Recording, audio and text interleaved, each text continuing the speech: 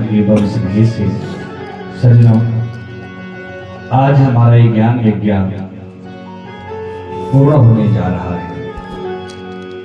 भगवत कृपा से, संतों के आशीर्वाद से, ठाकुर जी की कृपा से एवं आपके हृदय में विराजमान मेरे गोविंद जिनकी कृपा से आज जो भगवान की दिव्य कथा का हम रसास्वादन कर रहे हैं, आज इस दिव्य कथा का 7वां दिवस है। और सज्जनों, आज जो हमारी दिव्य ज्ञान यज्ञ जो दिव्य कथा है, आज वो विश्राम हो जाएगी, क्योंकि भैया भगवान की कथा कभी पूर्ण नहीं होती। भगवान की कथा विश्राम होती है। यहां कथा विश्राम होगी, कहीं और कथा शुरू हो जाएगी। इसलिए हम मात्र कथाओं का सार सुनते हैं। कथाएं कभी पूर्ण नहीं होती। हरि अनंत, हरि कथा अनंत। सज्जनों, हम सबका परम सौभाग्य है, भगवत कृपा हमारे ऊपर खूब वर्ष रही है, जिसके फल स्वरूप हमें मेरे परमात्मा की, मेरे कन्हैया की दिव्य कथा हमें प्राप्त हो रही है।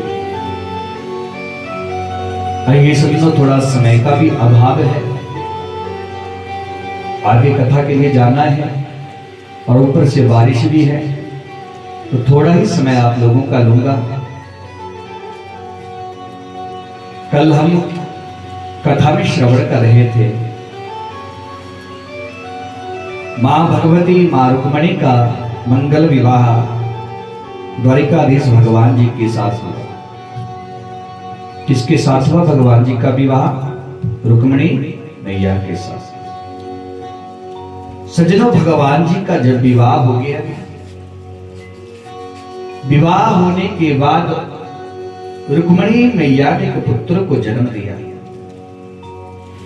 जिस पुत्र को जन्म दिया उस पुत्र का नाम है प्रद्युम्न। लेकिन देखो भैया, भगवान श्री कृष्ण के शत्रुओं की कमी नहीं है। अनेकों अनेक शत्रु भगवान श्री कृष्ण के हैं। तो महाराज भगवान श्री कृष्ण के एक शत्रु है जिनका नाम है संबरासुर। सज्जनों, जो संबरासुर है, जहां पर मेरे कन्हैया के जो लाला पुत्र प्रद्युम्न प्रसूति गृह में महाराज छोटे से है सोए हुए थे। संबरासुर गया और कृष्ण के पुत्र प्रद्युम्न को उठाया और आकाश मंडल में ले गया, और महाराज आकाश से जो है कृष्ण के पुत्र प्रद्युम्न को समुद्र में फेंक दिया। प्रद्युम्न को एक मछली ने निगल लिया और संबरासुर उस बालक को समुद्र में फेंक कर जो है अपने राज्य में आ गए। सज्जनों, तो कहते हैं कि जिस मछली ने प्रद्युम्न को निगला था, महाराज पेट में धारण किया था, मछुआरे ने उस मछली को पकड़ा और महाराज मछली को पकड़ कर जो है संबरासुर के यहाँ ले गया।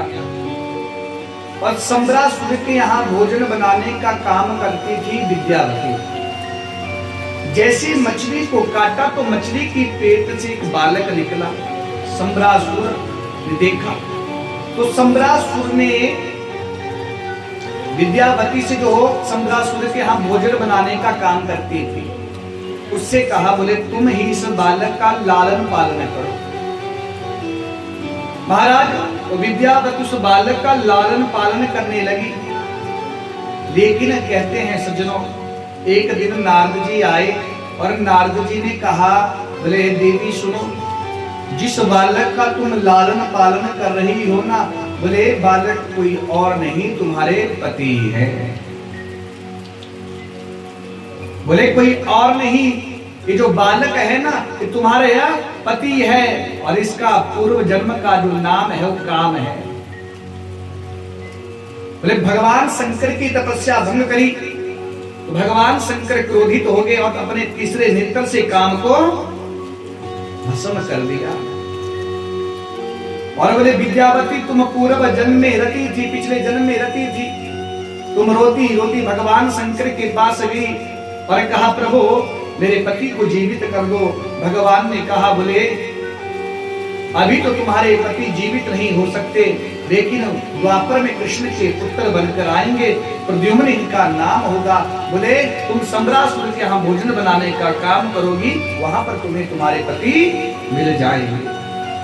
आज सज्जनों विद्यावती को जो पूर्व जन्म में रती थी, आज उन्हें अपने पति जो काम पूर्व जन्म में थे प्रद्युम्न के रूप में आज प्राप्त हुए हैं। बोले वृंदावन बिहारी लाल की। धीरे धीरे प्रद्युम्न जी महाराज बड़े होने लगे और महाराज आज प्रद्युम्न जी महाराज को जब पता चला कि सम्रासुर ने मेरा हरण किया, मेरे पिता का शत्रु है, मेरे पिता से वैर करता है, तो आज सज्जनों प्रद्युम्न जी महाराज और सम्रासुर का जो है युद्ध होता है और प्रद्युम्न जी महाराज ने सम्रासुर का उद्धार कर दिया। वृंदावन बिहारी लाल की। सम्रासुर की मृत्यु हो गई सज्जनों। देखो जब प्रद्युम्न द्वारिका से गए थे तो भगवान का जो है एक विवाह हुआ था रुक्मणी के साथ, लेकिन सज्जनों आज आ रहे हैं तो भगवान जी के 16,107 और विवाह हो गए। भगवान जी के जो संपूर्ण विवाह हैं 16,108 विवाह हैं। यहाँ तक तो वर्णन आता है ब्रह्म वैवर्तक पुराण में लिखा है, लेकिन भागवत जी में नहीं। महाराज वहां पर लिखा है कि किशोरी जी के साथ राधा जी के साथ भी कन्हैया का विवाह हुआ है, लेकिन भागवत जी में इस चीज का वर्णन नहीं आता है। और ब्रह्मा जी ने स्वयं जो है मेरे कन्हैया और किशोरी जी का राधा जी का विवाह करवाया है, लेकिन ब्रह्म वैवर्तक पुराण में महाराज भांडिर बने हैं। छोटी अवस्था में ब्रह्मा जी ने कृष्ण जी और किशोरी जी का विवाह करवाया था, लेकिन भागवत जी में 16,108 जो मंत्र है, 16,108 जो महाराज भगवान श्री कृष्ण के जो है विवाह कहे गए हैं। तो महाराज देखो पहला विवाह किसके साथ हो गया? रुक्मिणी मैया के साथ।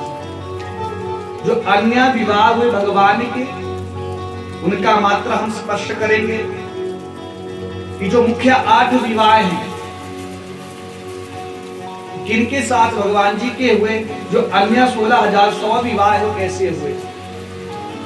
तो बोले सज्जनों पहला विवाह रुक्मिणी जी के साथ हुआ, दूसरा विवाह भगवान जी का सत्याभामा के साथ जामवंती के साथ हुआ, तीसरा विवाह भगवान जी का सत्याभामा के साथ, चौथा विवाह भगवान जी का कालिंदी के साथ, पांचवा विवाह भगवान जी का मित्रवृंदा के साथ हुआ, छठा विवाह भगवान जी का सत्या के साथ हुआ, सातवां विवाह भगवान जी का भद्रा के साथ हुआ और आठवां विवाह भगवान जी का लक्ष्मणा के साथ हुआ।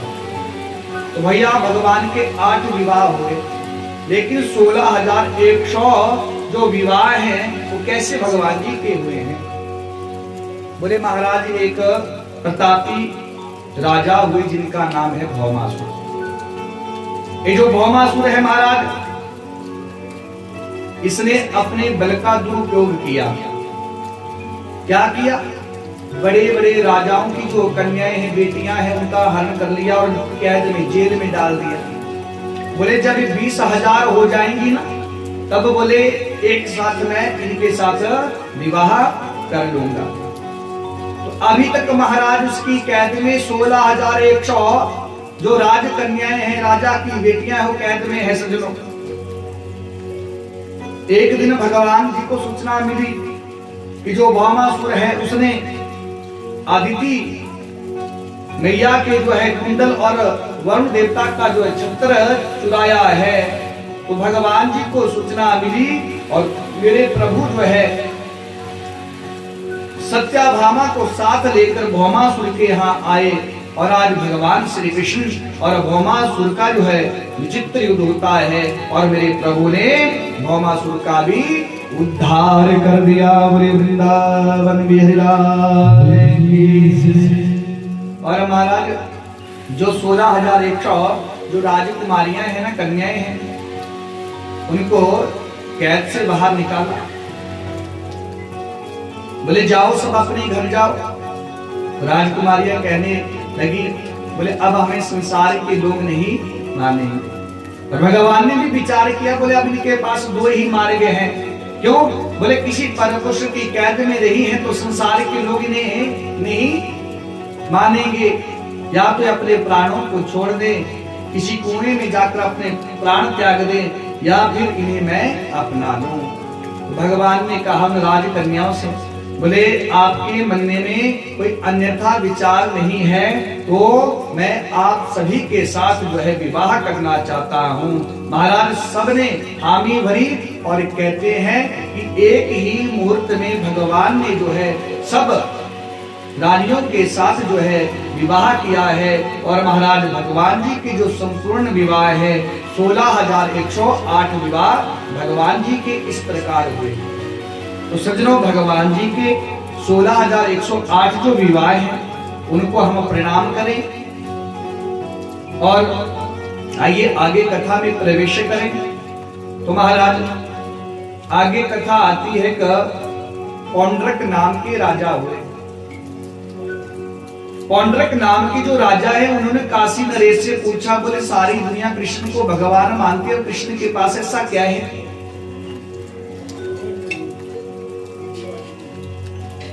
काशी नरेश ने कहा, बोले ज्यादा तो मुझे पता नहीं, लेकिन मैंने सुना है बोले कृष्ण के 4 हाथ हैं, सांवला सा है, एक रथ है, एक सुदर्शन चक्र है। पौंड्रक ने कहा, बोले मेरे 4 हाथ हो जाए, एक सुदर्शन चक्र मेरे पास हो जाए तो क्या लोग मुझे भी भगवान मानेंगे, संसार के लोग मेरी भी पूजा करेंगे? काशी नरेश ने कहा, बोले हो सकता है। तो महाराज आज पौंड्रक जो राजा है उसने क्या किया, बोले 2 और लकड़ी के हाथ लगा दिए, 4 हाथ हो गए। महाराज पूरे शरीर पर कस्तूरी लगाई, सांवला सा हो गया, काला काला सा हो गया। और सज्जनों अपनी उंगली में सुदर्शन चक्र डाल लिया और हाथ के पास बटन लगाया, जैसी बटन को दबाता महाराज सुदर्शन चक्र घूमने लग जाता।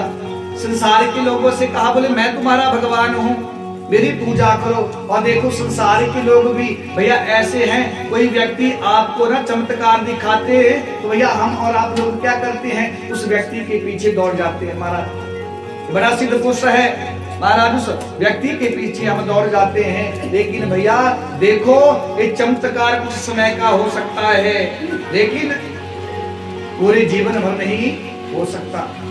इसलिए भैया संसार के लोगों के पीछे मत भागो, अगर भागना है तो भगवान के पीछे भागो।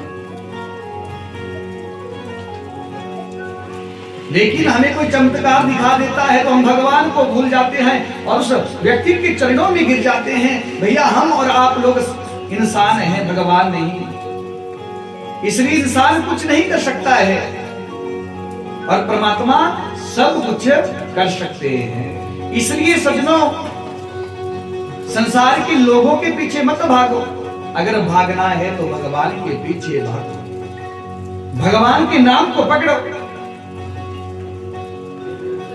प्रिय श्रोताओं, जो पौंड्रक राजा है ना उसने समाचार फैला दिया, बोले मैं भगवान हूं, सब मेरी पूजा करो। और महाराज संसार के लोग भी महाराज उसकी पूजा करने लग गए, सब जय जयकार करने लग गए। और देखो स्वयं भगवान को उसने पत्र लिखा, बोले मैं भी भगवान हूं, सब लोग मेरी जय जयकार करे हैं, मेरे अनेकों अनेक भक्त बन गए हैं। सज्जनों कहते हैं मेरे प्रभु को जब समाचार पत्र मिला, मेरे प्रभु को जब पत्र मिला तो आज मेरे प्रभु उद्धव के साथ पधारे हैं। और महाराज जो पौंड्रक नरेश है, पौंड्रक राजा है, उसके साथ भगवान का युद्ध होता है और भगवान ने उसका भी कल्याण कर दिया।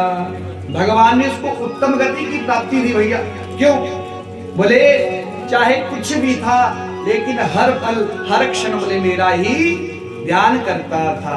बोले भैया आप भगवान का ध्यान कैसे भी करें, भाव से कुभाव से। बोले भगवान का जो नाम होता है कल्याण करने वाला होता है। भगवान का जो नाम होता है वो कल्याण करता है। देखो जो पौंड्रक नरेश है ना, उसने भाव के साथ भगवान का नाम नहीं दिया था, लेकिन हर पल बोले कृष्ण ऐसा है, कृष्ण के 4 हाथ हैं, कृष्ण के पास रथ है महाराज, और कृष्ण के पास सुदर्शन चक्र है। तो भैया हर पल कृष्ण को ही याद करता था, और आज भगवान के हाथों मृत्यु ही तो परम गति को प्राप्त हो गया। कहने का भाव भैया आप कैसे भी भगवान को याद करें, भाव से कुभाव से भगवान का नाम तो तारता है, भगवान का नाम तो कल्याण करता है। कल युग केवल नाम आधारा, कल युग केवल नाम सुमिर सुमिर नर उतरी पारा, सुमिर सुमिर नर उतरी पारा। इसलिए भगवान का नाम तारने वाला है, भगवान का नाम कल्याण करने वाला है। आप भगवान का नाम कैसे भी लें, चाहे भाव से कुभाव से, भगवान का नाम तो तारता है। गुरु वृंदावन बिहारी लाल की। तो सज्जनों भगवान जी ने पौंड्रक जो राजा हैं उनका कल्याण किया।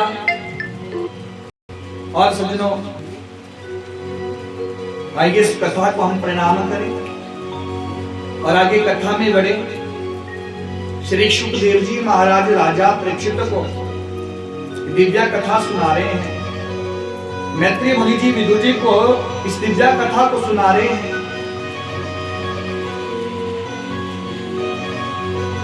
सज्जनों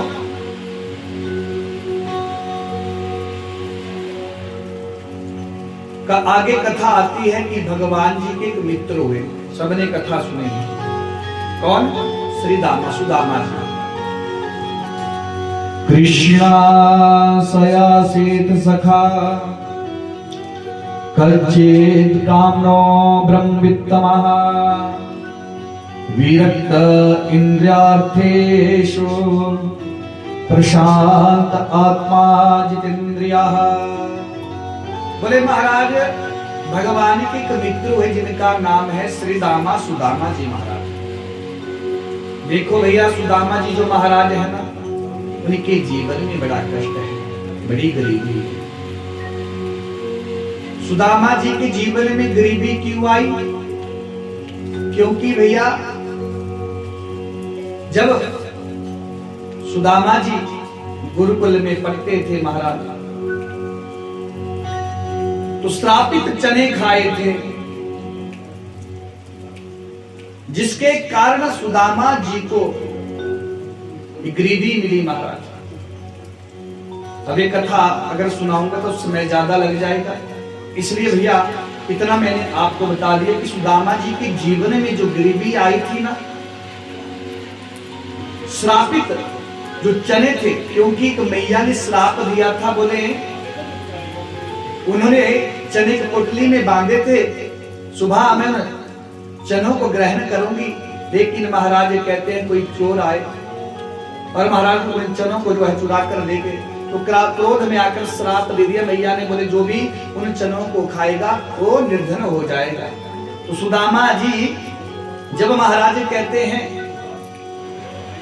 गुरु के यहाँ लकड़ी लाने के लिए बन गए भगवान श्री कृष्ण जी और सुदामा जी ना, तो जैसे महाराज गुरु ने कहा बोले दोनों क्या करना, बोले ना चनों को खा लेना। लेकिन महाराज कहते हैं सुदामा जी के मन में भाव आया, बोले मैं गरीब हो सकता हूँ, मैं गरीब हो जाऊंगा, लेकिन मेरी कन्हैया कभी गरीब ना हो। तो सुदामा जी ने चुपके से वो सारे चने खा लिए थे, जिसके कारण सुदामा जी महाराज को गरीबी सहनी।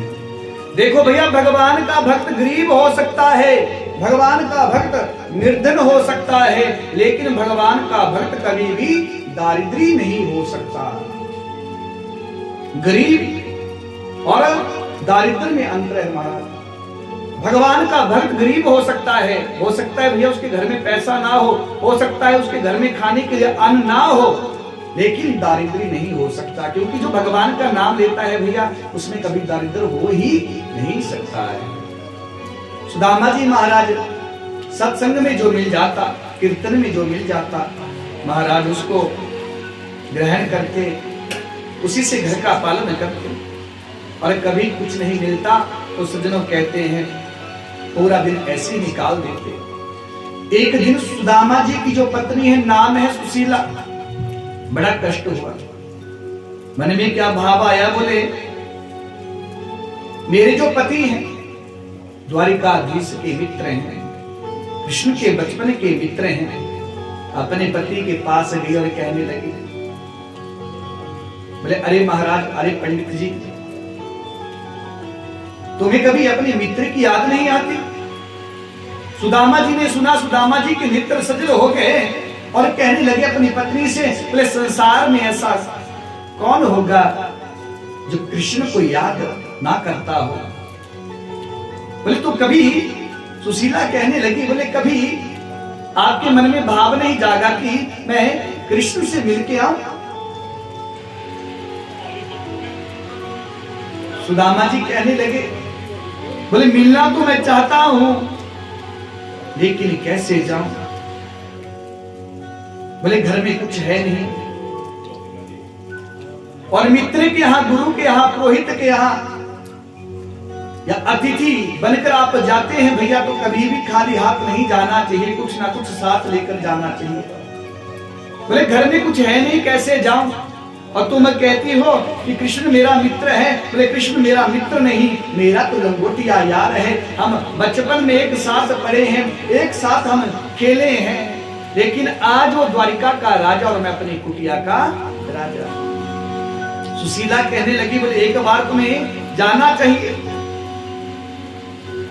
सुदामा जी कहते कैसे जाऊं, जब मेरा मन करता है कृष्ण का दर्शन करने के लिए, तो मैं यहीं से आंखें बंद करके कृष्ण का मैं दर्शन कर लेता हूं। सुशीला ने विचार किया, तब तो हो गया कल्याण। बोले अगर शरीर के साथ नहीं जाएंगे सुदामा जी महाराज, तो कैसे जो है कृष्ण को पता चलेगा कि सुदामा जी के जीवन में कितना कष्ट है, कितना दुख है। भैया देखो, पति जो सत्कर्म करता है उसका आधा भाग जो है पत्नी को मिलता है। सुना है ना, जब विवाह होता है तो 7 शर्तें होती है। 7 शर्तों में क्या कहा है? बोले पति जो भी पुण्य कर्म करता है उसका आधा भाग जो है पत्नी को प्राप्त होगा, लेकिन पाप का नहीं होगा। लेकिन पति को पत्नी के पाप का भी आधा भाग उठाना पड़ता है। तो बोले सत्कर्म कौन सा? भैया ऐसा नहीं जो पति देव है हाथ में माला ली और भैया मंत्र का जाप करें, पत्नी विचार करें, बोले मंत्र जप रहे, बोले मेरा भी कल्याण हो जाएगा। देखो भैया, जो मंत्र जपेगा कल्याण उसी का ही होगा, जो भगवान की सेवा करेगा कल्याण उसी का ही होगा। लेकिन बोले कौन सा पुण्य मिलता है? बोले भैया देखो, जैसे यहाँ भागवत कथा लगी है, अगर पत्नी घर में है और पति आकर यहाँ पर महाराज भागवत जी की सेवा करता है और अन्य शरीर के साथ कोई भी सेवा करता है, कोई झाड़ू लगा रहा है, महाराज किसी भी प्रकार कोई सेवा करता है, बोले उसका आधा भाग पत्नी को प्राप्त होता है। भैया मंत्र जपने का नहीं होगा, मंत्र जो जपेगा उसी का कल्याण होगा भैया। इसलिए इस शरीर के द्वारा जो हम सत्कर्म करते हैं उसका जो है आधा भाग पत्नी को प्राप्त होता है। सुशीला कहने लगी तब तो हो गया कल्याण। अगर सुदामा जी बोले शरीर के साथ नहीं जाएंगे तो कैसे कृष्ण को पता चलेगा? सुदामा जी के जीवन में बड़ा कष्ट है। सुशीला ने कहा, बोले एक बात तुम्हें जाना चाहिए, बोले अगर कृष्ण ने आपको देख लिया तो हो सकता है बोले कुछ ना कुछ धन दे दे। अब सुदामा जी ने कहा, बोले अगर दर्शन करने के लिए कहती तो मैं चला जाता, बोले धन मांगने के लिए मैं कभी भी भगवान के पास नहीं जा सकता, बोले मैं बिल्कुल नहीं जाऊंगा। सुशीला ने कहा, बोले ठीक है धन मत मांगना, लेकिन एक बार दर्शन करके तो आओ। बोले कैसे जाऊं, घर में है कुछ नहीं। सुशीला कहने लगी, बोले आप चिंता मत करो, मैं कुछ व्यवस्था करती हूँ, आप तब तक स्नान करें और जाओ ना द्वारिकाधीश से मिलने के लिए जाओ। आज सज्जनों सुदामा जी महाराज स्नान करने के लिए गए। सुशीला जो 4 घरों में गई, याचित्वा चतुर्मुष्टेन विप्राण पृथोक तांडुलान। महाराज 4 घरों में गई और 4 मुट्ठी चावल ले आई। और भैया ऐसे वस्त्र में वो चावल बांधे जो वस्त्र 4 जगह से सिला हुआ है, फटा था भैया ना, उसको सिलाई दी है। ऐसे वस्त्र में जो है महाराज उन चावलों को बांधा। अब सुशीला 4 घरों से 4 मुट्ठी चावल क्यों लेकर आई? बोले जब कृष्ण इन चावलों को देखेंगे तो समझ जाएंगे कि सुदामा के घर के चावल नहीं, सुदामा जी मांग कर लाए हैं। क्यों? बोले भैया हर घर के चावल अलग होंगे। बोले किसी चावल में धान लगा होगा, कोई चावल पीला होगा, कोई चावल छोटा होगा, कोई चावल बड़ा होगा, भगवान समझ जाएंगे। और महाराज सुदामा जी के पास वो चावल की पोटली दे दी। सुदामा जी बार बार भगवान का ध्यान कर रहे हैं और प्रार्थना कर रहे हैं कि ऐसी पत्नी भगवान सबको दे जो गोविंद का दर्शन करवा दे, जो भगवान से मिलने के लिए कहे। भैया धर्म पत्नी वही है जो पति के साथ धर्म के रास्ते पर चलती है, उसको ही धर्म पत्नी कहा गया है। इसलिए महाराज पत्नी को चाहिए कि जब भी पति देव का सत्कर्म करने की कोई इच्छा हो तो महाराज उनका सहयोग करे। ऐसा नहीं भैया पति देव का भाव आया कि भैया हम कोई अनुष्ठान करवा दे और पत्नी मना कर दे, भैया बिल्कुल नहीं। पत्नी उसे कहा गया है, धर्म पत्नी उसे कहा गया जो हर पल धर्म के लिए अपने पति का साथ दे, उसको धर्म पत्नी कहा गया है। जो श्रेष्ठ कार्य में पति का साथ दे उसको धर्म पत्नी कहा गया है। आज सज्जनों सुदामा जी प्रार्थना करते भगवान ऐसी पत्नी सबको दे। और भैया सत्या बात है भैया, जो भगवान की ओर मोड़े ना, वो शत्रु भी हो ना, वो भी अपना ही होता है, उसको भी शत्रु नहीं मानना चाहिए भैया, जो भगवान की ओर मोड़े। आज सुदामा जी महाराज जा रहे हैं। सुदामा जी महाराज के शरीर का दर्शन करो सज्जनों। 20 जगह से जो धोती पहनी और फटी हुई है, सिर पर ढकने के लिए कोई वस्त्र नहीं, टूटी सी छड़ी है सुदामा जी के पास, पैरों में गैया फटी है सज्जनों। और देखो इतने दुबले पतला शरीर सुदामा जी महाराज का ना, महाराज छोटा बच्चा भी होगा तो एक एक हड्डी सुदामा जी महाराज की गिन सकता है, ऐसे निर्बल सुदामा जी महाराज। लेकिन भैया देखो ब्राह्मण शरीर से पतला हो सकता है, ब्राह्मण जो है शरीर से महाराज दुबला हो सकता है, लेकिन भैया ब्राह्मण जो होता है ना, ब्राह्मण के मस्तक पर तेज होता है। सुदामा जी महाराज का पूरा शरीर जो है पतला है, दुबला है, लेकिन महाराज मस्तक पर तेज झलक रहा है। सुदामा जी महाराज जा रहे हैं। महाराज द्वारिका जाने के लिए एक नदी को पार करना पड़ता है। सुदामा जी विचार करने लगे, बोले कैसे नदी को पार करें। नदी के किनारे बैठे गए सुदामा जी महाराज। सज्जनों कहते हैं एक नाव आई, केवट ने आवाज लगाई, बोले भैया कोई जाने वाला है तो मेरी नाव में आ जाओ। सुदामा जी ने सुना और सुदामा जी महाराज नाव में बैठे गए। केवट ने पूछ लिया, बोले भैया कुछ है भी कि ऐसे ही बैठे गए। सुदामा जी ने कहा, बोले मेरे पास कुछ नहीं है। भैया आपको एक बात बताऊं, केवट कोई और नहीं, मेरे द्वारिकाधीश भगवान ही केवट बनकर आए हैं। भैया भगवान अपने भगत को पार लगाने के लिए आए हैं। सज्जनों जो भगवान का नाम लेता है ना, भगवान उसको पार लगाने के लिए आ जाते हैं। भगवान इस संसार समुद्र से उसको पार कर देते हैं। जो भगवान का नाम लेता है, जो भगवान का गुणगान कर देता है। आज देखो भगवान का भक्त कष्ट में है तो आज भगवान महाराज उसको पार लगाने के लिए आ गए। केवट जी महाराज जो द्वारिकाधीश भगवान बनकर आए हैं, केवट जी सुदामा जी को देख रहे हैं। सुदामा जी ने कहा, बोले अरे केवट क्या देख रहे हैं मुझे। केवट ने पूछ लिया, बोले महाराज कहाँ जा रहे हो। बोले मैं द्वारिका जा रहा हूं। आप जानते हैं, बोले जो द्वारिका के राजा है ना श्री कृष्ण भगवान, जो द्वारिका के राजा है, बोले मेरे बचपन के मित्र हैं, मेरे लंगोटिया यार हैं।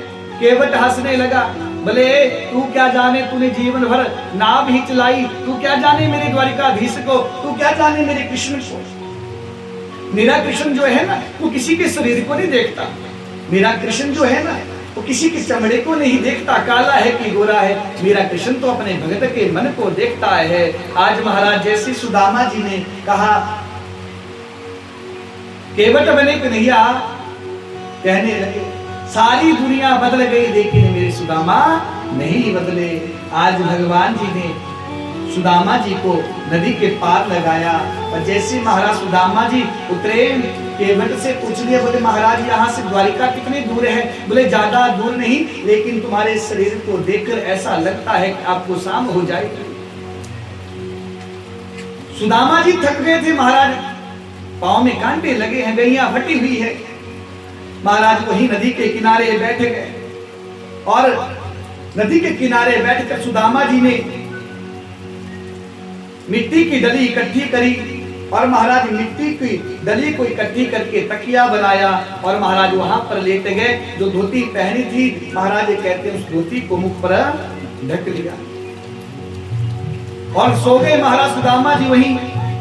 जैसे सजनो सुदामा जी की नींद खुली, आज सुदामा जी महाराज ने अपने आप को द्वारिका पाया, बोले वृंदावन बिहारी लाल की। देखो भगवत कृपा, आज भगवत कृपा से भगवान ने देख लिया, बोले मेरा सुदामा चल नहीं सकता, थक गया है। आज भगवान ने अपनी माया के द्वारा महाराज सुदामा जी को द्वारिका पहुंचा दिया। सुदामा जी द्वारिका पहुंचे, महाराज बड़े बड़े महल देखे, पूछे भैया ये कौन सी नगरी है, चारों तरफ जय श्री कृष्ण की ध्वनि आ रही है। महाराज जब पूछा सुदामा जी महाराज ने, पहले तो विचार करने लगे कोई मैं स्वप्न तो नहीं देख रहा,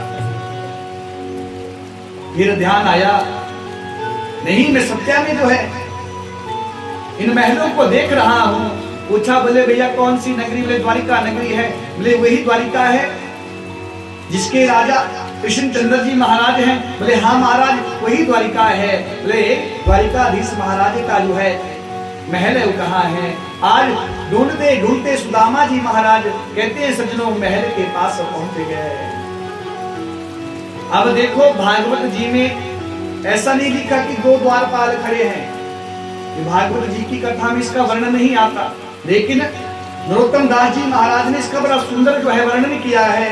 बोले महाराज जैसे सुदामा जी महाराज द्वार पर पहुंचे, उस द्वार पर दो द्वारपाल खड़े थे, लेकिन भागवत जी में इसका वर्णन नहीं आता। महाराज द्वारपालों से सुदामा जी ने कहा, बोले ये महल कृष्णचंद्र भगवान जी का है, कृष्णचंद्र महाराज जी का है? बोले हाँ। बोले एक बार जाओ, ऐसा मत सोचना कि मैं कृष्ण से कुछ मांगने के लिए आया हूं, मैं कृष्ण का दर्शन करने के लिए आया हूं। एक बार जाओ द्वारिकाधीश के पास, अपने राजा के पास, और कहो कोई ब्राह्मण आया है और नाम अपना सुदामा बता रहा है, आपका बचपन का मित्र है, एक बार जाओ ना और कन्हैया से कहो ना। द्वारिका द्वारपाल जो है सज्जनों दौड़े दौड़े गए भगवान श्री कृष्ण के पास और कृष्ण के पास जाकर कहा, बोले प्रभु कोई ब्राह्मण द्वार पर आया है और अपना नाम सुदामा बता रहा है। भगवान ने कहा, बोले आप उसे अंदर नहीं लाए? भगवान ने इतना सुना, महाराज कहते हैं अपने सिंहासन पर भगवान बैठे थे, आज दौड़ पड़े हैं भगवान किससे मिलने के लिए? बोले सुदामा जी से मिलने के लिए। महाराज पादुका कहीं गिर गई, जो महाराज पीतांबरी ढकी थी वो कहीं गिर गई, और महाराज आज जैसे ही मुखिया द्वार पर पहुंचे हैं सुदामा जी को देखा, आज महाराज भगवान ने सुदामा जी को गले से लगा लिया। आज भगवान की आंखों से प्रेम आंसू निकले। महाराज कहते सुदामा जी महाराज भी रोने लगे, लेकिन अंदर ही अंदर अपनी आंसुओं को पी गए। देखी सुदामा की दीन दशा, करुणा करके करुणा निधि रोए, पानी परात को छुए नहीं, नैन के जल सो पग धोए। आज भगवान ने अपने प्रेम आंसुओं से जो है सुदामा जी के चरणों को धोया है। महाराज कहते हैं मेरे प्रभु सुदामा जी को अपने महल के अंदर ले आए, अपने सिंहासन पर बैठाया है। और महाराज आज भगवान को सुदामा जी के चरणों को धो रहे हैं। जैसे ही महाराज भगवान देखो द्वारिका के राजा श्री कृष्ण भगवान एक ब्राह्मण के चरणों को धो रहे हैं। मेरे प्रभु ने जैसे ही सुदामा जी के चरण प्रभु धोने लगे, सुदामा जी ने कहा, बोले अरे मित्र क्या कर रहे हो आप, राजा और एक ब्राह्मण। कन्हैया क्या कहते हैं? बोले सुदामा जी महाराज सुनो, बोले जितना भी वैभव है ना, ये धन संपत्ति है, बोले सब कुछ मुझे आपकी कृपा से मिला है, ब्राह्मणों के आशीर्वाद से मिला है। विप्र प्रसाद धरणी द्रोहम, विप्र प्रसाद द्रिकलावरोहम, विप्र प्रसादाद अजित जितोहम, विप्र प्रसादाद राम राम। बोले जो कुछ भी आज मेरे पास है, बोले आप ब्राह्मणों की कृपा से है। कौन कह रहे हैं? भगवान श्री कृष्ण महाराज। इसलिए घर में कोई यज्ञ हो तो भैया ब्राह्मण आए तो ब्राह्मणों के चरणों को धोना चाहिए। भगवान द्वारिकाधीश आज सुदामा जी महाराज के चरणों को धो रहे हैं। और महाराज चरणों का जो जल है, महाराज कहते हैं, आज कहा कि इस जल का छींटा जो है पूरे महल में करो। आज महाराज सुदामा जी के चरणों का जो जल है उसका छींटा पूरे महल में किया। आचार्य श्री सुखदेव जी महाराज राजा परीक्षित को सुदामा जी महाराज की अद्भुत कथा सुना रहे हैं। गोविंद ने पूछ लिया, बोले सुदामा जी कैसे हो आप? सुदामा जी ने जवाब दिया। सुदामा जी कहने लगे, गोपाल इस संसार में मेरे समान कोई सुखी नहीं है, मैं सबसे ज्यादा सुखी हूं। 56 प्रकार का भोग बना है। आज महाराज दोनों मित्रों ने, दोनों सखाओं ने जो है भोजन ग्रहण किया। अब देखो बचपन के जब मित्र मिलते हैं ना भैया, तो पुरानी बातें भी याद आती है। तो मित्र बैठे थे तो उससे पहले कृष्ण ने अपनी रानियों से कहा, बोले सुदामा जी महाराज को प्रणाम करो। एक एक करके सब रानियां जो है प्रणाम करने लगी। सबसे पहले रुक्मणी जी आई, बोले महाराज मैं रुक्मणी, मैं प्रणाम करती हूँ। सुदामा जी ने कहा चिर सौभाग्यवती भव। महाराज दूसरी आई जी, महाराज मैं जामवंती, मैं आपको प्रणाम करती हूँ। महाराज एक एक करके जब 300-400 हो गई ना, तो सुदामा जी महाराज आशीर्वाद देते देते थक गए। अब महाराज बिल्कुल पतले हैं, शरीर थका हुआ है, अब आशीर्वाद दे रहे हैं। तो महाराज जैसे थक गए तो कृष्ण से कहा, बोले कन्हैया मेरी बात सुनो। कन्हैया ने कहा, बोले जोर से कह दो। बोले नहीं कान में कहूंगा। जैसे कृष्ण सुदामा जी के पास आए तो कहने लगे, बोले अभी कितनी है? भगवान ने कहा, बोले अभी 300-400 ही है, अभी 16,108 हैं। सुदामा जी ने कहा, बोले महाराज तब तो एक हफ्ता लग जाएगा, ऐसा ना हो बोले इन सबको आशीर्वाद देते देते मेरे प्राण ही निकल जाए। बोले कन्हैया एक काम करो। कन्हैया ने कहा, बोले क्या?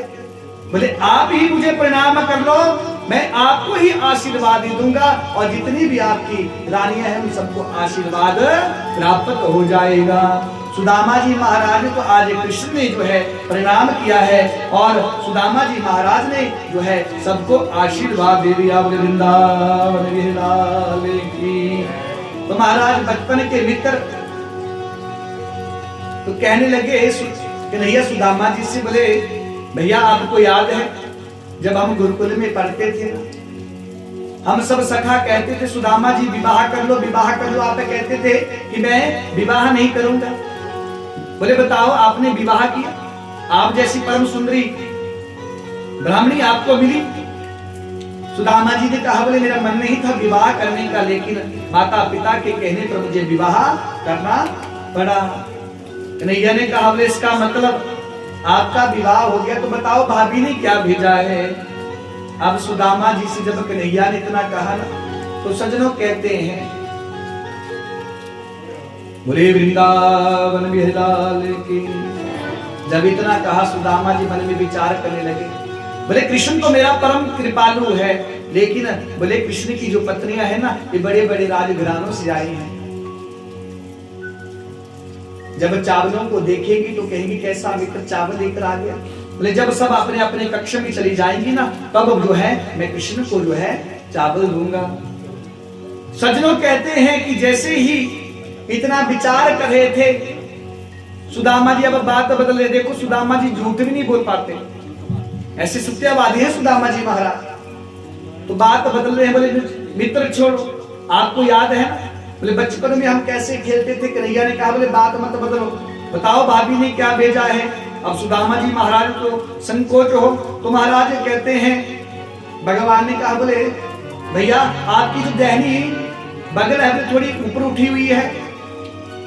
तो भगवान ने जब इतना कहा तो महाराज सुदामा जी कहने लगे बोले कुछ नहीं। तो महाराज उसी क्षण भगवान ने क्या किया, बोले अपने हाथ को बढ़ाया और पोटली को छीन लिया। और महाराज पोटली को छीन कर भगवान जो है चारों तरफ उस चावल की पोटली को घुमा रहे हैं। कहते हैं भगवान के नेत्र सजल हो गए। और महाराज भगवान ने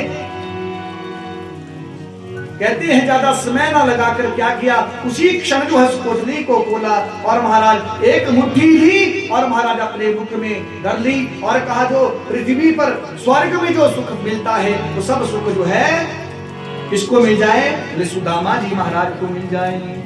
अब भैया यहाँ पर एक मुट्ठी के बारे में कहा है भागवत जी में कि सुदामा जी महाराज ने जो भगवान को चावलों की पोटली भगवान ने सुदामा जी से ली ना, भगवान ने एक मुट्ठी जो है चावल खाए। जैसी दूसरी मुट्ठी खाने लगे रुक्मणी ने रोक दिया, बोले क्या अब सर्वस्व हित लोकी ही सुदामा जी को दे देंगे। और असीम जाकर भी कहा बोले ज्यादा चावल खाने से पेट में, कच्चे चावल खाने से क्या होता है, बोले पेट में दर्द हो जाती है। बोले वृंदावन बिलाल की। तो महाराज जी कहते हैं पूरी रात्रि वार्ता हुई। एक दिन जो है सुदामा जी महाराज वहां रुके और सुदामा जी महाराज आज जो है वहां से चल पड़े। अब देखो सुदामा जी महाराज जैसे आए थे ना वैसे जा रहे। भगवान ने धोती तक नहीं बदली सुदामा जी महाराज की। सुदामा जी महाराज अपने कुटिया वाली जगह पहुंच गए, लेकिन आज वहां पर क्या देखते हैं महाराज, बोले सुदामा जी की झोंपड़ी नहीं, वहां पर सुंदर महल बना है। बोले वृंदावन बिलाल की। सुदामा जी महाराज विचार करने लगे, बोले मेरी कुटिया कहाँ गई, मेरी झोंपड़ी कहाँ गई। तो बाहर दो दरबार खड़े थे, उनसे पूछा, बोले महाराज ये कौन सी नगरी है, बोले सुदामा नगरी है। अब सुदामा जी ने सोचा बोले कोई सेठ जी होंगे, उनकी नगरी होगी। सुदामा जी ने कहा बोले बुलाओ अपने सेठ जी को, मैं उनसे पूछूं कि यहाँ मेरी ही कुटिया थी, मेरी कुटिया कहाँ गई। तो द्वारपाल कहने लगे बोले मेरे हमारे जो सुदामा जी है कोई सेठ नहीं, वो पंडित जी हैं। सुदामा जी ने कहा बोले पंडित तो मैं हूँ, लेकिन बोले ऐसी कुटिया बनने का मेरा कोई, ऐसी कुटिया बनना बोले ऐसी नगरी होने का कोई मतलब नहीं है। मेरी ऐसी नगरी नहीं हो सकती, मेरे ऐसा महल नहीं हो सकता। बोले कोई और होंगे, बोले आपने पंडित जी को बुलाओ। द्वारपालों ने कहा बोले हमारे जो पंडित जी हैं वो तो द्वारिका गए। सुदामा जी ने कहा द्वारिका भी मैं गया हूँ। अच्छा ठीक है द्वारिका गए हैं, बोले उनकी पत्नी तो यहाँ होगी। बोले हाँ बिल्कुल उनकी पत्नी यही है। सुदामा जी ने देखा, विचार करने लगे, बोले उनकी पत्नी को देख लेता हूँ। तो महाराज जैसे ही अब द्वारपाल जो है सुशीला के पास गए, बोले महारानी कोई ब्राह्मण द्वार पर आया है। सज्जनों कहते हैं भगवत कृपा से जो सुशीला है ना सुंदर श्रृंगार किया है महाराज, थोड़ी मोटी भी हो गई है, 5 दासियां साथ में चली है, सखियां साथ में चली है। अब जैसे सुना कोई ब्राह्मण द्वार पर आया है, बाहर निकली तो महाराज सुदामा जी ने दूर से देखा और दूर से देखकर महाराज विचार करने लगे, बोले मेरी वाली नहीं है। क्यों बोल गए महाराज अपनी पत्नी को। अब पहले देखा था कुछ और, लेकिन आज वैभव प्राप्त हुआ है, भगवत कृपा प्राप्त हुई है। महाराज तो सुंदर श्रृंगार किया है, 5-10 जो है सखियां साथ में चली है। सुदामा जी ने विचार किया, बोले मेरी बाली नहीं है। सुदामा जी महाराज जाने लगे। जैसे सुदामा जी महाराज जाने लगे, सुशीला ने जो है सुदामा जी महाराज को पहचान लिया और सज्जनों दौड़कर चरणों में गिरी। जैसे चरणों में गिरी, कहते हैं सज्जनों सुदामा जी ने कहा सुशीला तू? सुशीला ने कहा बोले हाँ। बोले तेरे पास इतना वैभव? सुशीला कहने लगी बोले आपको चाहिए था कृष्ण दर्शन और मुझे चाहिए था वैभव, आपको मिल गया कृष्ण दर्शन और मुझे मिल गया वैभव। बोले वृंदावन बिलाल। सुदामा जी ने कहा बोले ठीक है तुम इस वैभव में रहो, मैं चलता हूं बन जाकर भगवान की तपस्या करता हूं। उसी क्षण भगवान द्वारिकाधीश वहां पर प्रकट हो गए। बोले द्वारिकाधीश भगवान भगवान प्रकट हो गए। जैसे भी भगवान प्रकट हो, भगवान ने कहा, बोले सुदामा जी महाराज, ये जो वैभव दिया है ना, ये वैभव मैंने आपको दिया है। बोले आप इस वैभव को भोगो और अंत समय में बोले वन में जाकर मेरी तपस्या करना और मेरे परम धाम को प्राप्त हो जाना। तो महाराज सुदामा जी ने कुछ समय के लिए उस वैभव को भोगा और महाराज उसके बाद वन में जाकर जो है भगवान का नाम लिया और महाराज परम गति को जो सुदामा जी महाराज प्राप्त हो गए। बोले वृंदावन बिलाले की। भैया ऐसे सुदामा जी महाराज भगवान के सखा है, भयंकर गिरिवी है, लेकिन भैया अपनी भक्ति नहीं छोड़ी, भगवान का नाम नहीं छोड़ा। इसलिए भैया देखो, आप कैसे भी कष्ट में हो, कैसे भी सुख में हो, लेकिन कभी भी भगवान का नाम मत छोड़ो। हर पल हर क्षण हमें भगवान का नाम लेना चाहिए। वृंदावन बिलाले की। तो महाराज इसके बाद जो है कथा आती है, सुदामा जी के सुंदर चरित्र को हम प्रणाम करें। आगे कथा आती है, श्री शुकदेव जी महाराज राजा परीक्षित से कहते हैं, बोले महाराज भगवान समय समय पर अपने प्रियजनों को उपदेश देते हैं। आज भगवान ने सुधर्मा सभा बुलाई, अपने बच्चों को बुलाया और महाराज बच्चों को बुलाकर भगवान ने कहा कि बच्चों एक बात तो ध्यान में रखना। अपने पुत्रों से कह रहे हैं भगवान श्री कृष्ण कि कभी भी किसी संत का अपमान मत करना। साधु हृदय मह्यम, इस साधु के हृदय में मैं रहता हूं और साधु मेरे हृदय में रहते हैं, इसलिए किसी संत का अपमान मत करना। महाराज कृष्ण के जो पुत्र थे भगवान कह रहे हैं, बोले अगर कोई संत का अपमान करता है तो मैं भगवान होकर भी उसकी सहायता नहीं कर सकता, मैं भी कुछ नहीं कर सकता। कन्हैया के जो पुत्र है महाराज, उन्होंने क्या किया, अपनी गर्दन नीचे करी और एक दूसरे को देखकर हंस रहे हैं। भगवान ने देख लिया, बोले मेरी बात को नहीं सुन रहे हैं, बोले जब भोगेंगे तब पता चलेगा। और महाराज आज कृष्ण के पुत्रों से भयंकर गलती हो गई। क्या गलती हुई? बोले महाराज कृष्ण के जो पुत्र हैं प्रभास क्षेत्र में गए, बड़ी सुंदर जगह है जहां बड़े बड़े संत जन विराजमान है। विश्वामित्रो अस्ति कणवो दुर्वासा भृगुंगिरा कश्यपो वामदेवो अत्रि विशिष्टो नारदाद्यः। महाराज बड़े बड़े संत जन वहां विराजमान हैं। कहते हैं महाराज आज कृष्ण के जो पुत्र है उन्होंने क्या गलती करी। देखो भैया कृष्ण भगवान की जितनी भी रानियां हैं सबके संतानें हुई है, लेकिन बोले जो जामवंती है ना उसके कोई संतान नहीं, कोई पुत्र नहीं। तो महाराज वो भी दुखी रहती थी।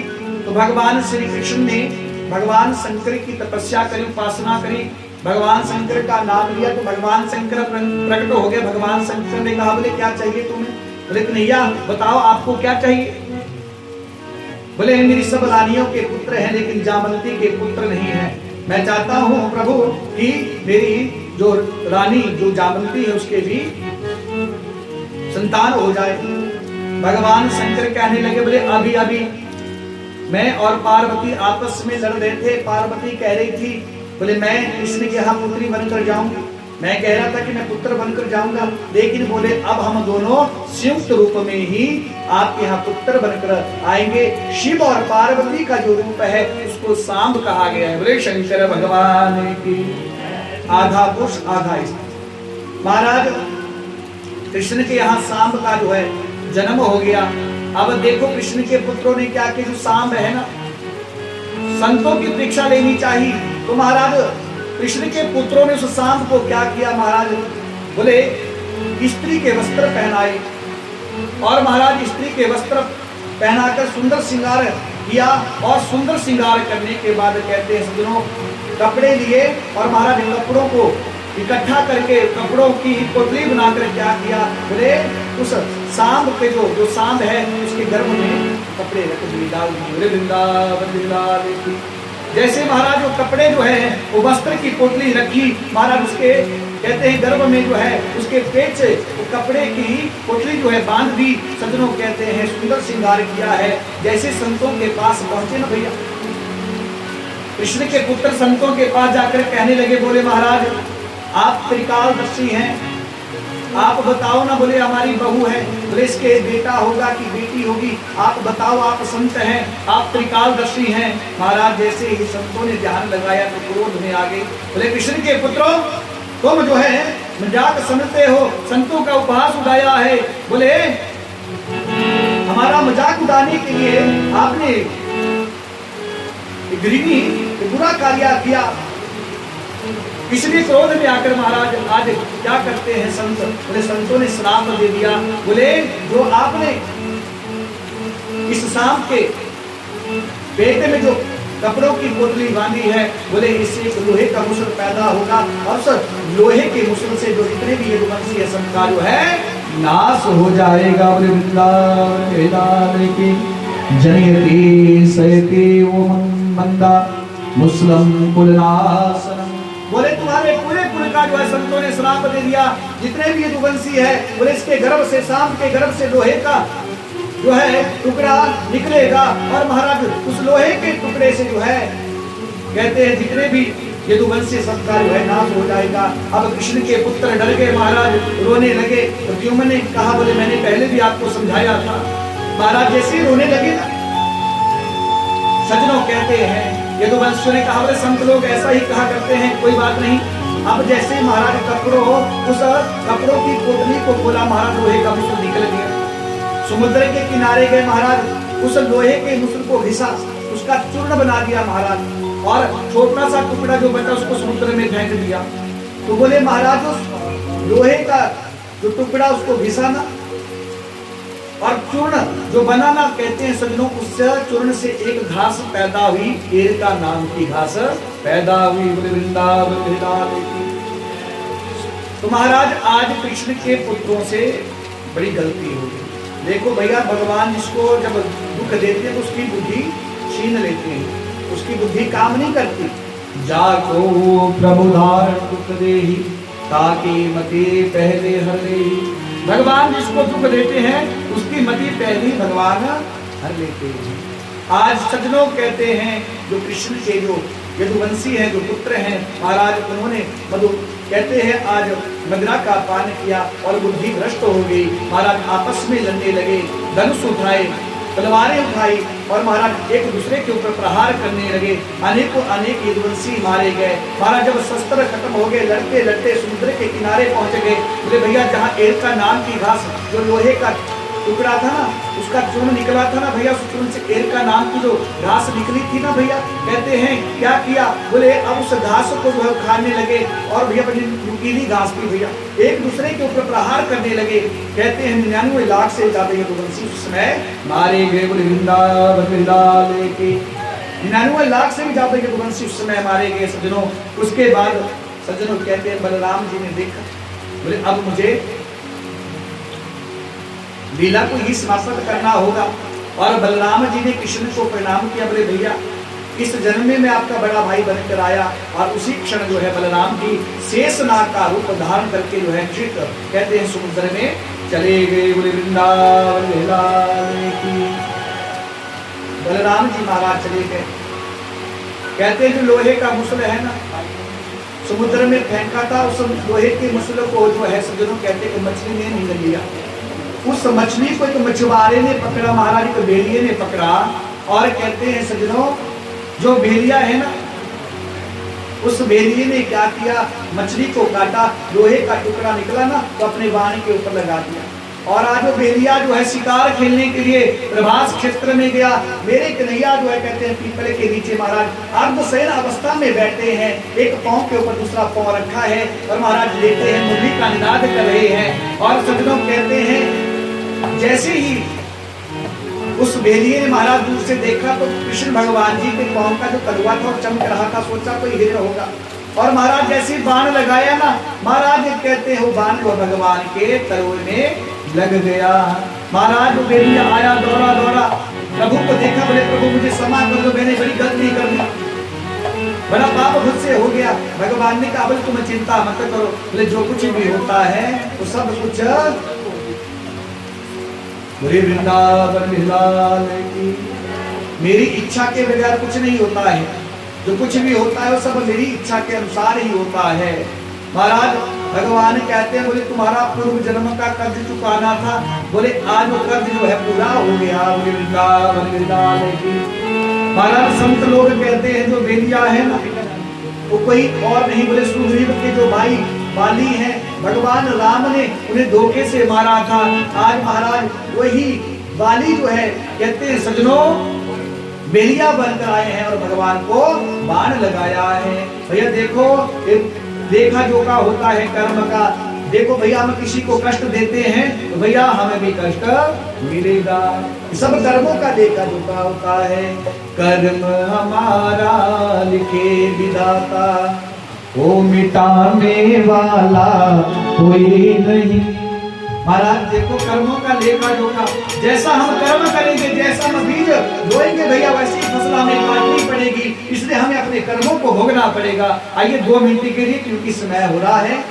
कर्म हमारा लिखे विधाता, कर्म हमारा लिखे विधाता, मिटाने वाला कोई नहीं, मिटाने वाला कोई नहीं। वक्त पड़े तो 2.5 गज कपड़ा देने वाला कोई नहीं, वक्त पड़े तो 2.5 गज कपड़ा देने वाला कोई नहीं। वक्त पड़े गज कपड़ा देने वाला कोई नहीं। जय जय भैया देखो भगवान राम को भी मां सीता को भी महाराज वनवासी बनना पड़ा। क्यों? ये सब कर्म का लेखा जोखा है। राजा रानी का पुत्र रोहित महाराज कहते हैं जब मृत्यु हुई ना, महाराज राजा थे लेकिन ऐसा समय आया जब पुत्री की मृत्यु हुई। सजनों कहते हैं कि चिता तक जो है लकड़ी तक जो है नसीब नहीं हुई, ऐसा समय आया। क्या कहा है?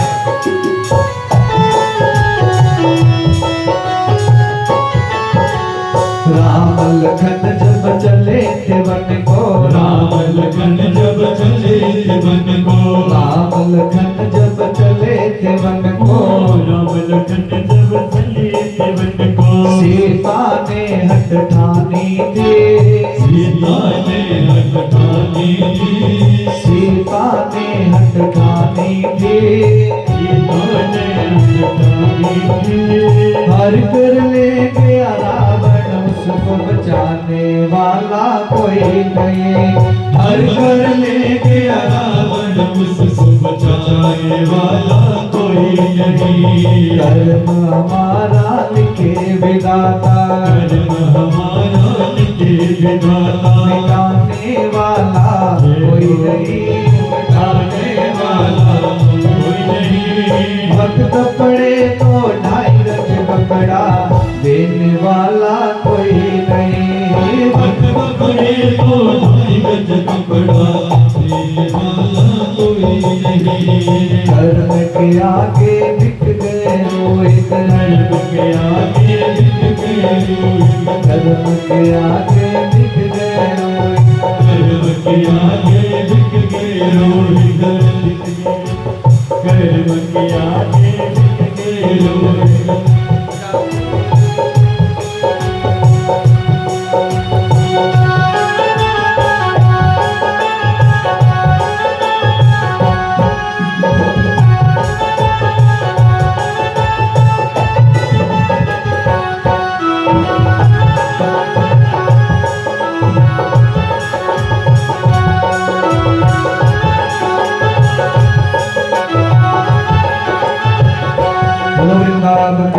की सजनों कर्म का लेखा जो जोखा होता है हमें चुकाना ही पड़ता है।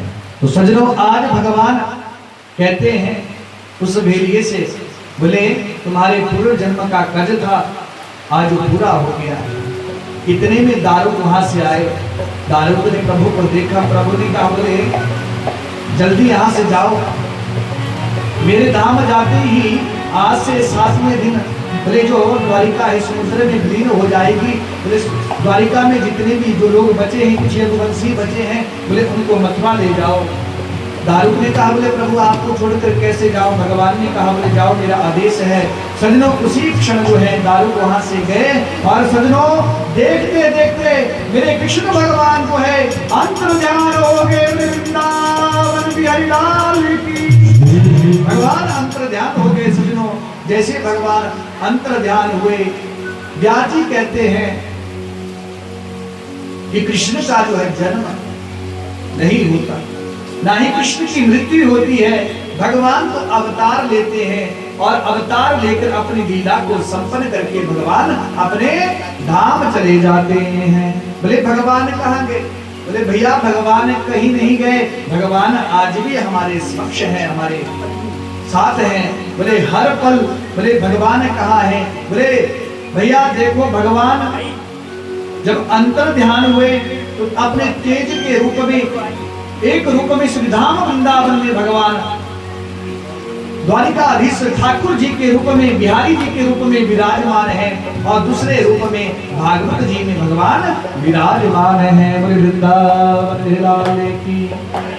श्री सुखदेव जी कहते हैं प्रेक्षित भगवान के अंतर ध्यान होती इस पृथ्वी पर क्या आ गया? बोले कलयुग आ गया।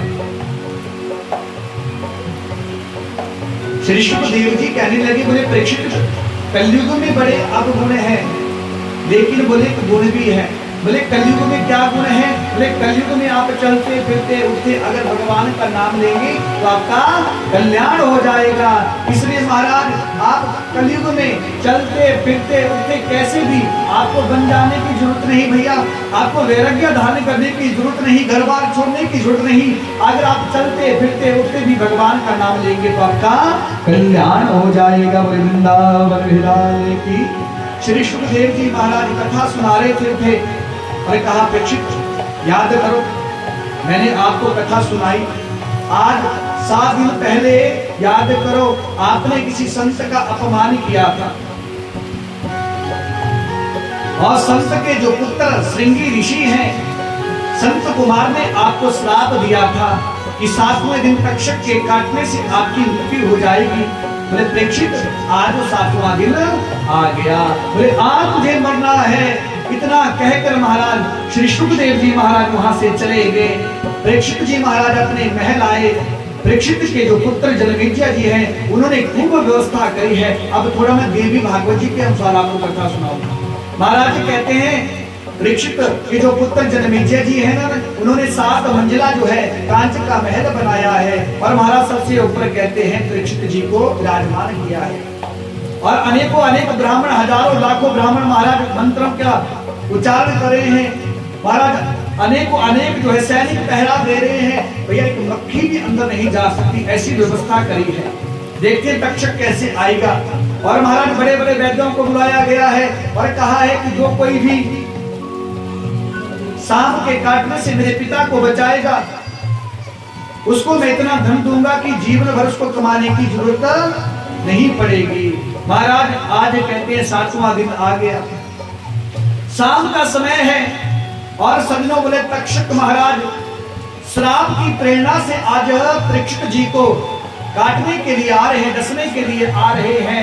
तो कहते हैं सजनों तक्षक ने क्या किया? ब्राह्मण का रूप धारण कर लिया और महाराज मार्ग में आ रहे हैं तो एक ब्राह्मण उनको रास्ते में मिले, कश्यप नाम के ब्राह्मण। जैसे कश्यप नाम के जो ब्राह्मण है महाराज मिले तो आपस में वार्ता करने लगे। बोले भैया कहाँ जा रहे हैं?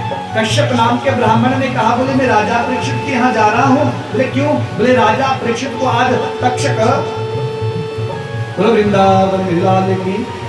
राजा परीक्षित के यहाँ जा रहा हूँ। क्यों? बोले राजा परीक्षित को आज तक्षक काटेगा और मेरे पास ऐसी औषधि है, मंत्र शक्ति है कि मंत्र के द्वारा मैं परीक्षित को बचा लूंगा। तक्षक जो ब्राह्मण बने हैं उन्होंने कहा बोले भैया छोटा मोटा सांप नहीं तक्षक है, तक्षक के डसने से आज तक कोई नहीं बचा। लेकिन कश्यप ने कहा बोले मेरे मंत्र की शक्ति पर मुझे विश्वास है, मैं बचा सकता हूँ। महाराज उसी क्षण कहते हैं जो तक्षक ब्राह्मण बने हैं अपने तक्षक रूप में आ गए। वृंदावन लाल की। तक्षक रूप में आए, और जैसे तक्षक रूप में आए कश्यप जी डर गए। तक्षक कहने लगा, बोले मुझे अपने बल पर विश्वास है, अपनी शक्ति पर, अपने मंत्रों के ऊपर विश्वास है, ठीक है। बोले सामने पेड़ है, मैं इस पेड़ को डंक लगाऊंगा और तू इस पेड़ को पुनः जीवित कर देना। जैसे महाराज तक्षक ने फुंकार लगाई, कहते हैं भैया जो पेड़ था महाराज वो राख बन गया, जल गया। वृंदावन तक्षक की फुंकार से महाराज वो हरा भरा जो वृक्ष था महाराज कहते हैं क्या बन गया, राख बन गया। तो कश्यप ब्राह्मण ने क्या किया, बारह हाथ में जल लिया, औषधि दी मंत्र के द्वारा जो है, जैसे महाराज मंत्र पढ़े और मंत्र के द्वारा महाराज जिस वृक्ष की राख बन गई थी, आज औषधि के द्वारा मंत्र के द्वारा जैसे सिंचन किया, उसी क्षण महाराज कहते हैं वो वृक्ष जो है पुनः हरा भरा हो गया। बोले वृंदावन। तक्षक समझेंगे कि कश्यप ब्राह्मण में शक्ति है, वृक्ष को बचा सकते हैं। बोले क्यों बचाना चाहते हैं, बोले मुझे धन मिलेगा। तक्षक ने कहा, बोले महाराज सुनो, एक संत का जो है श्राप लगा है और आज श्राप जो है पूर्ण नहीं होगा तो कोई संत के ऊपर विश्वास नहीं करेगा, इसलिए आपको धन चाहिए ना, मैं आपको धन दूंगा, लेकिन आप यहाँ से वापिस चले जाओ। महाराज कहते हैं कश्यप नाम के जो ब्राह्मण थे उन्होंने धन लिया, वहां से वापिस चले गए। और तक्षक जो है महाराज पुनः ब्राह्मण का रूप धारण किया और अन्य सांपों को भी बुलाया। और महाराज कहते जो अन्य सांप हैं उन्होंने भी ब्राह्मण का रूप धारण कर लिया, मानव का रूप धारण कर लिया और हाथ में फल ले लिए। और जो तक्षक है, तक्षक ने क्या किया, बिल्कुल छोटा सा रूप बनाया और एक फल के अंदर चला गया। और महाराज संध्या कालीन समय हो रहा है और बोले कुछ ही समय बचा है, अगर महाराज सूर्य जो है अस्त हो जाएगा तो महाराज जो संत का श्राप है झूठा हो जाएगा, अब कुछ ही समय बचे। तो महाराज कहते हैं जो सांप है ब्राह्मण का रूप धारण करके महाराज गए हैं। बोले परीक्षित यहाँ पहुंचे गए, द्वार पर पहुंचे, द्वारपाल खड़े हैं। ब्राह्मण ने कहा, बोले हम राजा परीक्षित को फल लाए हैं, राजा परीक्षित सुबह से भूखे हैं, हम उनसे मिलना चाहते हैं। द्वारपालों ने कहा, बोले अब कुछ ही समय बचा है, कोई भी राजा परीक्षित से नहीं मिल सकता।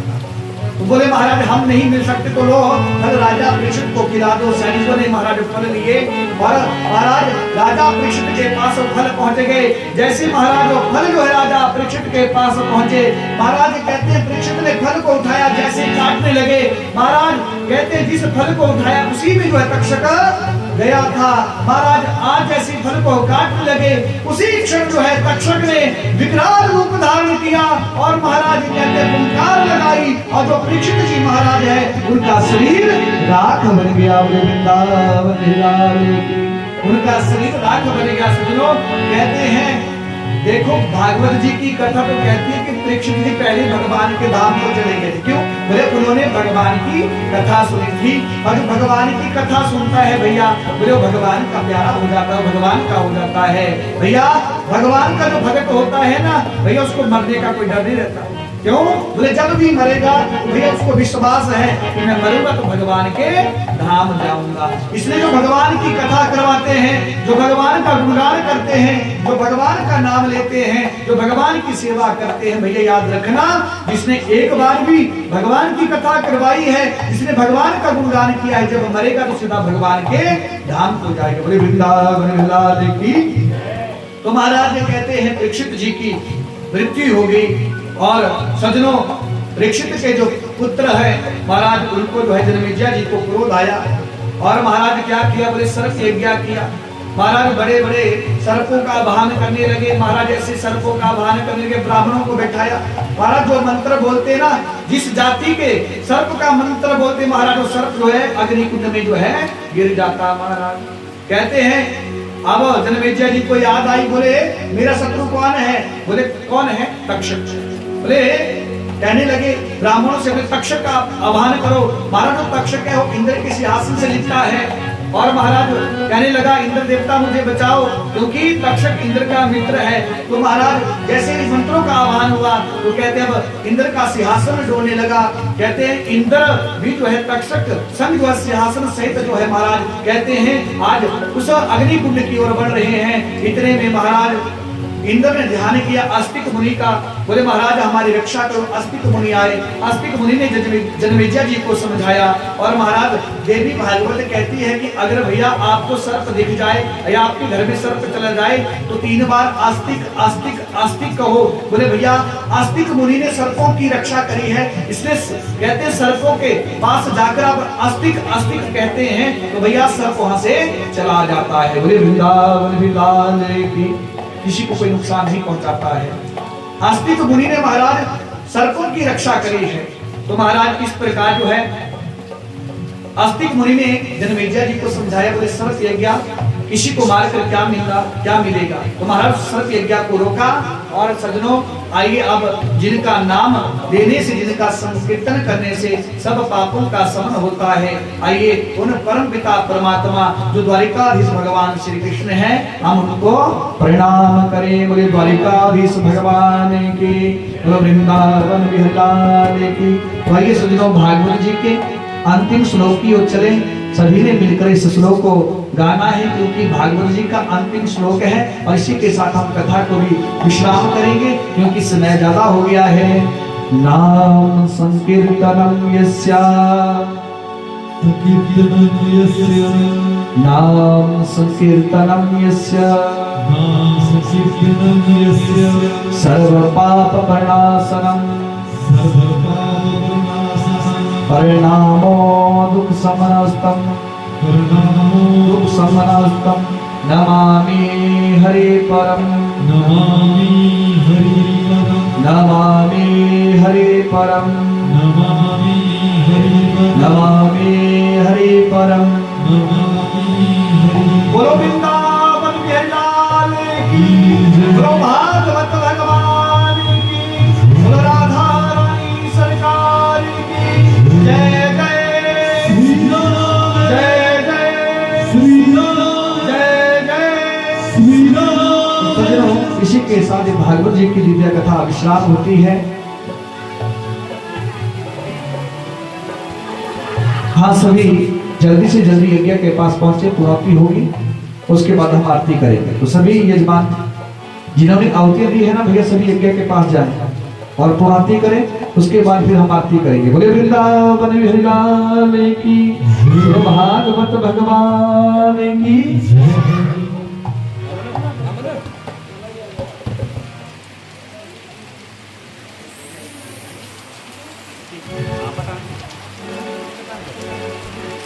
हाँ सभी यज्ञ के पास जाएं जल्दी से जल्दी क्योंकि बारिश भी लगी है। फिर